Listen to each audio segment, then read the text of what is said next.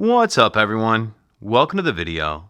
Today we're going to take a look at where the spare tire, the jack, and the lug nut wrench that you'll need to change a flat tire are located in a 2024 Mazda CX-5.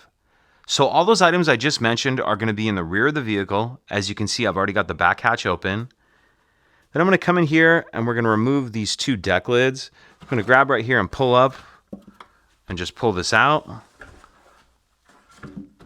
Grab in here, pull this one out as well.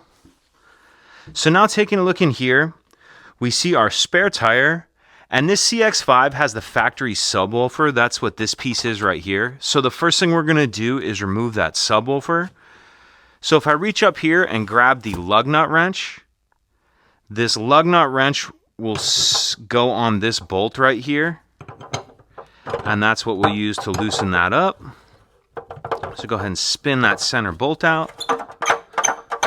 And once it's loosened up, you can just take it out the rest of the way by hand. So that bolt will pull out like that. And then this subwoofer will pick up out of here like this. And then the spare tire's free. You can pick that up and get that out of here. So we have our spare tire, our lug nut wrench. We have our jack right here. And then this piece back here is going to be the handle for the jack. So the way the jack handle works is we have our jack sitting here.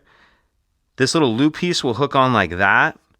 Then we're going to take our lug nut wrench, and if you notice that little cutout right there, it's going to slip over like that, and that's going to give us our handle for our jack. So we have our jack, lug nut wrench, and spare tire. That should be everything you need in order to change your flat tire.